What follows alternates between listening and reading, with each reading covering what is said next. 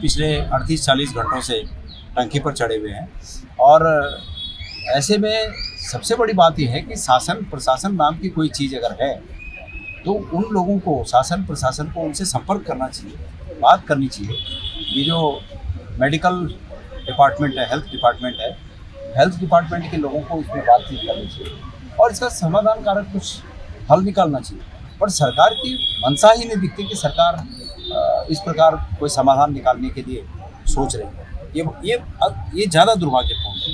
इनकी दिक्कत तो है ही दुर्भाग्यपूर्ण, लेकिन सरकार की मंशा हल करने की नहीं है, ये और अधिक दुर्भाग्यपूर्ण है। और मैंने कोशिश की अभी मंत्री जी से बात करने की, वो कहीं उसमें व्यस्त हैं अपने शिकायत करने। हो सकता है उनका कॉल बैक आए, मैं उनसे भी बात करूँगा कि भाई इसके लिए कुछ हल निकाला जाना चाहिए।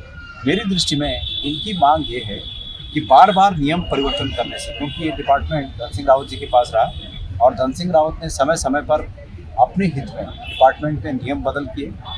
निश्चित रूप में अगर जांच हो जाए तो ढंग से पता चल जाए कि उन्होंने कब कब नियमों में बदल कर क्या क्या फायदे दिए और इससे इन बच्चों का भविष्य खराब है।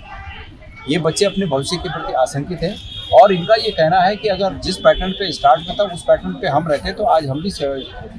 देखिए, कल कांग्रेस की महिला प्रदेश अध्यक्ष द्वारा जिस प्रकार वहां जाकर उनको भड़काने का काम किया गया, अराजकता फैलाने का काम किया, टंकी पर जो है प्रदेश अध्यक्ष चढ़ गई और सुबह उन्हीं के नेता जाकर जो है फिर उनको नीचे उतार देते हैं।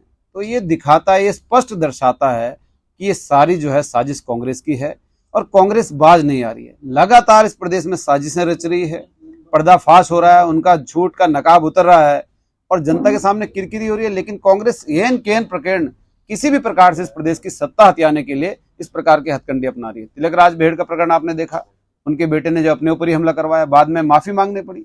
आपने जो है फिर और प्रकरण भी देखे, किस प्रकार जो है गणेश गोदयाल जी ने एक फर्जी चिट्ठी वायरल करने का जो है प्रयास किया, अरविंद पांडे जी ने सारी पोल खोल दी, फिर उनको शर्मिंदगी उठानी पड़ी। आपने चंपावत का प्रकरण देखा, किस प्रकार कांग्रेस की बयानबाजी शुरू हो गई थी। इसी प्रकार जो है कांग्रेस प्रदेश में अराजकता फैलाने का काम कर रही है।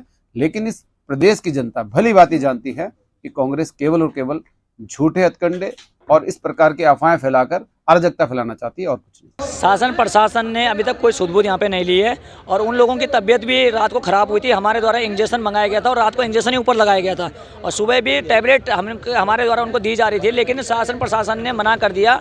जो यहाँ पे पुलिस अधिकारी की वहाँ पे पानी भी नहीं पहुँचाना है, टैबलेट भी नहीं पहुँचाना है। तो सोचिए सरकार किस तरह तानाशाही पे उतर आई है और सुध-बुध लेनी होनी चाहिए थी कि इस बारिश भी यहाँ पे हो रही है, आप लोग देख रहे हैं, और उसके बावजूद भी उनको उतारने के लिए यहाँ पे न कोई आला अधिकारी यहाँ पे मौजूद है, बल्कि आला अधिकारी हमारे पास यहाँ पे सिटी मजिस्ट्रेट, SDM साहब या DM साहब कोई ना कोई होने चाहते हैं कि किस तरीके से इनका लोगों का समाधान किया जाना चाहिए। लेकिन ये लोग ये चाहते हैं कि कोई अनहोनी का, अगर ये वेट कर रहे हैं तो ठीक है, हम लोग भी देखते हैं कि समय के गर्त में क्या छुपा हुआ है।